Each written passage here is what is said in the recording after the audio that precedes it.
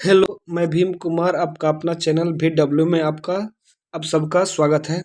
चलिए दोस्तों, हम लोग आज देखेंगे चैप्टर इलास्टिसिटी, जो प्रत्यास्थता गुणांक के बारे में पूछा जाता है, जो रेलवे, एनटीपीसी, आरआरबी और बहुत सारे अदर स्टेट जो कॉम्पिटिटिव एग्जाम होते हैं, डिफेंस एग्जाम होते हैं, उसमें भी इसे बहुत सारा क्वेश्चन पूछा जाता है। तो हम लोग अपने पहला क्वेश्चन देखेंगे, जिसे पहला पूछा गया है, जो निम्न में से कौन सबसे अधिक प्रत्यास्थ है, मतलब मोर इलास्टिसिटी, मतलब इनमें से कौन है जिसमें अधिक इलास्टिसिटी पाया जाता है। तो पहला हम लोग ऑप्शन देखेंगे भाई। पहला दिया है रबड़, दूसरा स्टील, तीसरा मिट्टी और चौथा इनमें से कोई नहीं। तो हम लोग जानते हैं मोर इलास्टिसिटी किसके पास होती है भाई? स्टील के पास होती है, जो तन्य होने के बाद भी पुनः अपनी अवस्था ले लेती है। उसको हम लोग क्या कहते हैं? प्रत्यस्थ वस्तु कहते हैं। तो ऑप्शन नंबर क्या होगा भाई? इसमें बी सही होगा। नेक्स्ट क्वेश्चन, हम ताप में वृद्धि से प्रत्यस्थ मापों के मान होगा। ताप में वृद्धि से प्रत्यस्थ मापों के मान में क्या होगा? तो ऑप्शन नंबर हम लोग देखें तो ऑप्शन नंबर इसमें क्या होगा भाई? घट जाता है। उसके माप में क्या होता है भाई? वृद्धि मतलब घट जाती है। तो ऑप्शन नंबर बी करेक्ट होगा। 13 नंबर क्वेश्चन हम देखेंगे, सॉरी 3 नंबर क्वेश्चन हम देखेंगे। निम्न चार तारे एक ही पदार्थ की बनी है। निम्न चार तारे एक ही पदार्थ की बने, इन पर समान तनाव लगाने पर किसकी लंबाई अधिक होगी? किसकी लंबाई अधिक होगी? तो इसमें देखा जाए तो 3 नंबर जो क्वेश्चन है, इसमें ऑप्शन नंबर क्या होता है भाई? बी 50 सेंटीमीटर और 0.5 mm जो व्यास होती है, इसकी तनाव सबसे अधिक होती है। ऑप्शन नंबर बी 3 का करेक्ट होगा। चौथा नंबर देखा जाए तो दृढ़ता गुणांक की बीमाएं होती है। दृढ़ता गुणांक की बीमाएं होती है। तो दृढ़ता गुणांक अगर हम लोग देखें तो इसमें किसकी होती है भाई? इसमें इसकी बीमा, जैसे हम लोग फॉर्मूला देखें तो यहाँ आर होती है, रिजिडिटी। रिजिडिटी इक्वल टू होता है, इसमें अगर हम लोग भाग दें तो टेन थीटा इक्वल टू क्या होता है भाई? टेन थीटा इक्वल टू, अगर हम लोग देखें तो डेल एक्स अपॉन एच होता है। डेल एक्स अपॉन एच, तो इसका मान क्या होता है भाई? Del x upon h. तो इस तरह से हम लोग देखा जाए इसमें, तो चार नंबर का ऑप्शन नंबर क्या होगा भाई? ऑप्शन नंबर ए करेक्ट होगा। ऑप्शन नंबर ए 4 का सही है। नेक्स्ट क्वेश्चन हम देखिए, प्रत्यास्था में पॉइजन की निष्पत्ति का मान होता है। पॉइजन का निष्पत्ति का मान कितना होता है? तो इसमें होता है -1 से 1/2 के मान। किसका मान भाई? सिग्मा जो होता है, इसका मान -1 से 1/2 के बीच होता है। सिग्मा का मान कहाँ से कहाँ तक होता है भाई? सिग्मा इज वैलिड -1 to 1/2 के बीच होता है। तो ऑप्शन नंबर इसका क्या होगा भाई? बी करेक्ट होगा। छठा नंबर क्वेश्चन देखिए, वस्तुओं की यौगिक के बीच की न्यूनतम दूरी होती है। तो ये वस्तुओं की यौगिक के बीच की दूरी जो हम लोग रेडियस कहते हैं, क्या कहते हैं भाई? Radius of nucleus. Radius of nucleus. तो न्यूक्लियस की जो रेडियस होती है वो R0 के बराबर होती है। किसके बराबर होती है? R0 के बराबर होती है। तो ऑप्शन नंबर इसका क्या होगा भाई? बी करेक्ट होगा, छठा नंबर। 7 नंबर क्वेश्चन देखें, जब कोई भी वस्तु स्टेबल हो तो उसकी स्थिति ऊर्जा होगी। जब कोई वस्तु स्टेबल हो तो उसकी स्थिति ऊर्जा होती है। तो हम लोग जानते हैं, जब कोई वस्तु स्टेबल हो मतलब स्थिर हो, तो उसकी स्थिति ऊर्जा न्यूनतम होती है। ऑप्शन नंबर बी सही है। प्रतिबल का सूत्र देख भाई, यह बोर्ड एग्जाम, मंथली एग्जाम जो बिहार बोर्ड में हो रही है, क्लासेस एग्जाम हो रही है, उसमें ये बार बार पूछा जा रहा है। तो इसका होता है, हम लोग जानते हैं, प्रतिबल मतलब क्या होता है भाई? P equal to force upon area. P equal to force upon area. तो ऑप्शन नंबर ए करेक्ट होगा, 8 नंबर का। प्रतिबल का SI मात्रक होता है। प्रतिबल का SI मात्रक क्या होता है? Newton per metre square. Option number A correct होगा। प्रतिबल का विमीय सूत्र होगा। प्रतिबल का विमीय सूत्र होगा।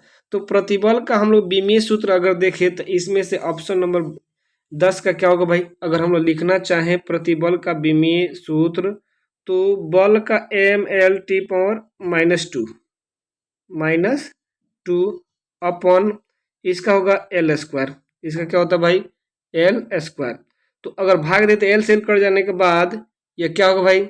इसका बीमा होगा अगर हम लोग भाग दें तो इसका बीमा लगभग हो जाएगा m l पर -1 और t पावर -2 के बराबर। तो ऑप्शन नंबर ए 10 का सही होगा।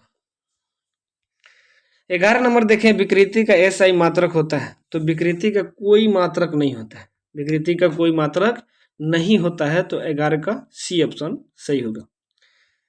प्रत्यास्थता गुणांक कितने प्रकार के होते हैं? तो प्रत्यास्थता गुणांक 3 प्रकार के होते हैं। ऑप्शन नंबर बी सही है। यंग प्रत्यास्थता गुणांक का संकेत होता है, यंग प्रत्यास्थता गुणांक का संकेत y होता है। ऑप्शन नंबर सी सही होगा। 14 नंबर क्वेश्चन देखिए, लंबे समय तक उपयोग के बाद पदार्थ की अस्थायी रूप से प्रत्यास्थता नष्ट हो जाती है तो उसे क्या कहते हैं? लंबे समय तक खत्म हो जाए तो उसको क्या कहेंगे भाई? 14 नंबर का क्या होगा? ए होगा ऑप्शन, प्रत्यास्थता की थकान। क्या कहते हैं भाई?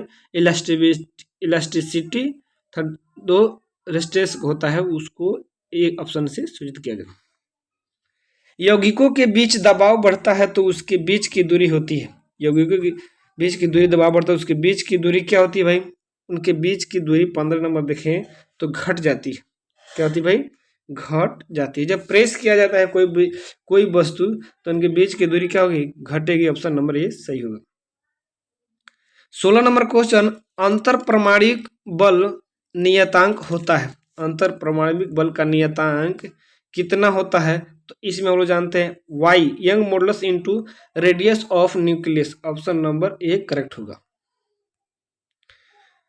17 नंबर क्वेश्चन देखिए, तार को खींचने में किया गया कार्य होता है, तार को खींचने में किया गया कार्य होगा। तो तार को खींचने में किया गया कार्य हम लोग देखें, औसत बल गुने तार में हुई वृद्धि बटा 2 के बराबर होता है। तो किसके बराबर होगा भाई? इसमें 2 होगा, इसमें ऑप्शन सी होगा। प्रतिबल गुने विकृति गुने आयतन बटा 2 भी होता है। तो ऑप्शन नंबर सी करेक्ट होगा। 18 नंबर क्वेश्चन देखिए, प्रति एकांक आयतन के कारण तार द्वारा किया गया कार्य होता है, प्रति एकांक आयतन द्वारा के कारण तार द्वारा किया गया कार्य कितना होता है भाई? यह होता है लगभग कितना? स्ट्रेस गुने स्ट्रेन अपॉन 2 होता है। ऑप्शन नंबर 18 का डी होगा। यंग प्रत्यास्थता गुणांक होता है, यंग प्रत्यास्थता गुणांक होता है। तो यंग प्रत्यास्थता गुणांक क्या होता है भाई? यंग प्रत्यास्थता गुणांक इलास्टिसिटी पूछा जाता है, E इक्वल टू स्ट्रेस बटा स्ट्रेन। तो ऑप्शन नंबर 19 का क्या होगा? ये होगा स्ट्रेस बटा स्ट्रेन। ऑप्शन नंबर ए सही होगा। 20 नंबर हम लोग देखें, तार को गर्म करने पर उसमें उत्पन्न तनाव रेखीय संचरण होगा, किसके समानुपाती होगा? तो इसमें 20 का क्या होगा भाई? इसमें 20 का होगा ऑप्शन नंबर एल बाई ए। रेखीय संचरण क्या होता है? एल बाई ए के कारण होता है। तो ऑप्शन नंबर ए सही है। पाइसन अनुपात होता है, तो पाइसन अनुपात हम लोग जानते हैं L D by L D होता है। ऑप्शन नंबर ए, L capital D upon L D के बराबर होगा। तो 21 का ऑप्शन नंबर क्या होगा भाई? ए होगा। 22 नंबर देखे, यदि तार की लंबाई में 4.0 मीटर तथा इसकी अनुप्रस्थ काट का क्षेत्रफल 1.2 सेंटीमीटर स्क्वायर हो और 4.8 मीटर 3 इंटू बल से खींचा जाता है तो प्रतिबल होगा। तो बल का मान निकालना है, किसका मान निकालना है? बल का मान निकालना है। तो बल होगा Y A L by L. तो ऑप्शन नंबर इसमें 22 का कितना हो जाएगा भाई? 22 का कितना हो जाएगा? 22 का ऑप्शन नंबर ए होगा 4.7 Newton per metre square. 23 number question देखिए, यदि प्रतिबल 4.0 गुने 10⁻7 न्यूटन पर मीटर हो तथा यंग प्रत्यास्थता गुणांक 1.211 न्यूटन पर मीटर स्क्वायर हो तो विकृति होती है। तो यहाँ विकृति की मान कितनी होगी? तो विकृति हम लोग 23 का कितना आ जाएगा भाई? 3 इंटू 10⁻⁻4 होगी। तो ऑप्शन नंबर ए करेक्ट होगा। 25 नंबर क्वेश्चन देखें, यदि स्टील का यंग प्रत्यास्थता गुणांक 20 गुने 10⁻11 न्यूटन पर मीटर स्क्वायर है और वो के बीच की दूरी r 3.2 इंटू 10⁻10 मीटर हो तो ज्ञात कीजिए अंतर परमाणविक बल। जो अभी हम लोग फॉर्मूला देखे हैं, फॉर्मूला क्या होता है भाई? अंतर परमाणविक बल को निकालने के लिए Fr equal to Young modulus और आर नॉट से मल्टीप्लाई करते हैं तो लगभग कितना होता है भाई, यहाँ 25 का ऑप्शन नंबर क्या हो जाएगा, 25 का ऑप्शन नंबर बी करेक्ट होगा, 2.2 होगा, sorry 64 Newton per metre square, Newton per metre होगा option number B, 64 Newton per metre. 26 number question यदि देखते हैं तो यदि तार के छड़ पर बल 10 न्यूटन लगाया जाए तो उसकी लंबाई में वृद्धि 0.44 mm हुई, तो छड़ को खींचने में किया गया कार्य होगा, छड़ को खींचने में किया गया कार्य होगा, तो छड़ को जब खींचें तो उसमें कितने कार्य होगा भाई, ए और बी, इसमें ऑप्शन नंबर डी करेक्ट होगा। तांबा का प्रत्यस्थता गुणांक होता है, तांबा का प्रत्यस्थता गुणांक होता है, तो तांबा का प्रत्यस्थता गुणांक कितना होता है भाई, 1.1 × 10⁻11 newton per metre square, option number A correct होगा। लोहा का प्रत्यस्थता गुणांक होता है, लोहा का प्रत्यस्थता गुणांक कितना होता है, 1.9 × 10⁻11 न्यूटन पर मीटर स्क्वायर होता है।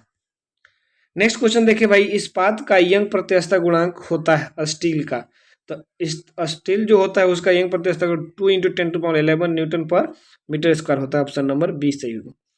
30 नंबर एज ए लास्ट का क्वेश्चन, पीतल का यंग प्रत्यस्थता गुणांक कितना होता है, ये सब याद रखना है, यहाँ लोहा तांबा इस्पात जितने भी हम लोग लास्ट क्वेश्चन जितने भी 27 से लेकर 30 तक इस सब के मान यंग प्रत्यस्थता गुणांक को याद रखा जाता है, तो इसमें 30 ऑप्शन नंबर ए होगा सही। चलिए दोस्तों, इस क्वेश्चन को आप बार बार देखिए अपने एनटीपीसी, आरआरबी और अदर भी स्टेट एग्जाम के लिए यह बहुत इंपॉर्टेंट है, इससे हर बार क्वेश्चन पूछा ही जाता है, डायमेंशन से लेकर एसआई मात्रक तक। थैंक यू दोस्तों, फिर मिलते हैं अगले वीडियो में।